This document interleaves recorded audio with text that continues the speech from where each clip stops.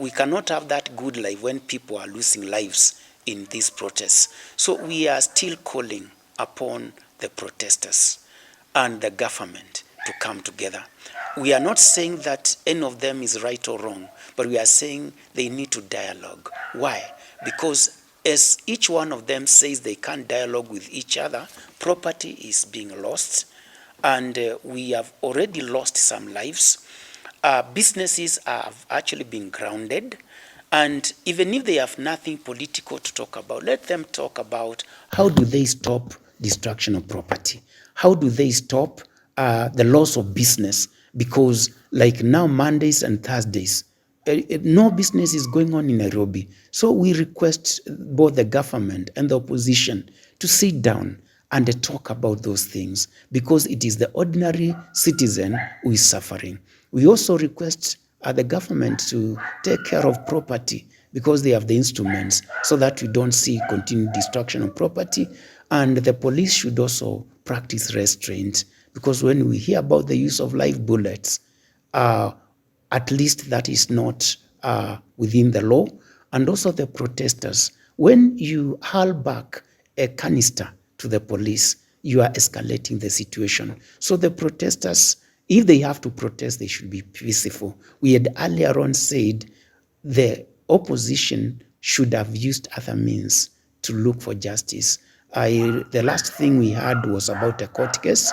If they were not satisfied, they would have gone to maybe East Africa Court of Justice, or even to the International Court. But now the protest way is not the best way to go about it, and the government should also be willing to talk. Most of the counties, beginning with our host county today, Machakos, Kitui, Makueni, Kajiado, we are actually consumers of that water. So as custodians of the people of the Republic of Kenya, and in effect the area that we represent, we took note that it's now the rainy season, and most of the waste, both solid waste and the other types of waste, including chemical waste, that has been discharged to the rivers due to the heavy rains.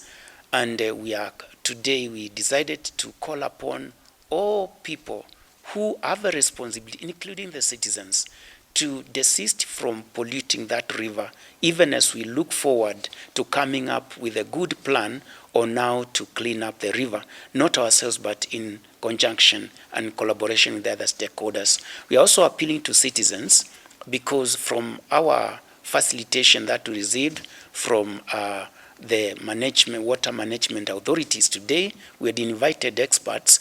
We realized that it is only the ground surface water that can be helpful and useful to us as humans. So we are requesting those that are letting water to flow to make an effort to tap into that water, to save that water, to store that water, because that is the water that can help in alleviating the water shortage.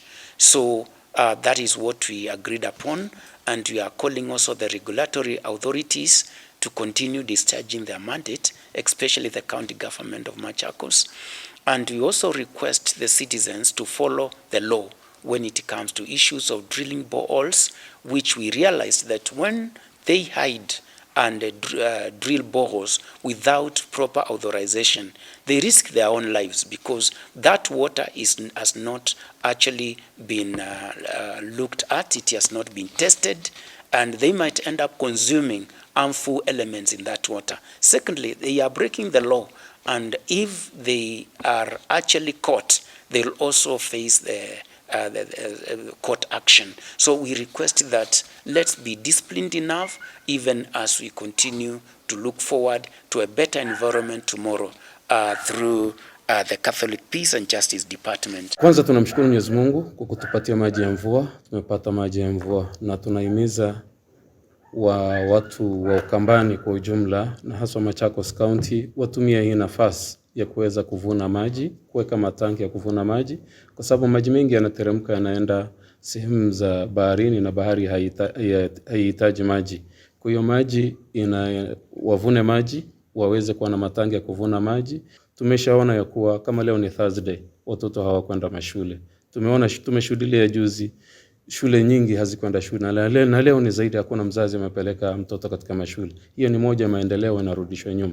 Tumeona uvamizi wa mali haswa za former president wetu Uhuru, mali yake imeweza kuvamiwa na kuchukuliwa. Hicho si kitendo kizuri, ni kitendo ambacho kwamba ni kibaya. Ndio sisi tulisema kuanzia mwanzo ya kuwa maandamano tunayofanya ni maandamano haya yana amani.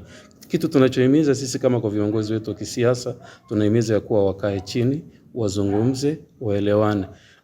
Watoto kutokwenda shule, mali za watu kuharibiwa, magari, mali za hata waandishi wetu wa habari wamepata threat kutaka kumalizwa na kuumizwa, wamenyang'anywa vyombo vyao vya kazi. Hii ni hali ambayo kwamba mbaya katika nchi hii yetu, kwa sababu tunaamini ya kuwa hakuna maandamano tunayofanya ya amani.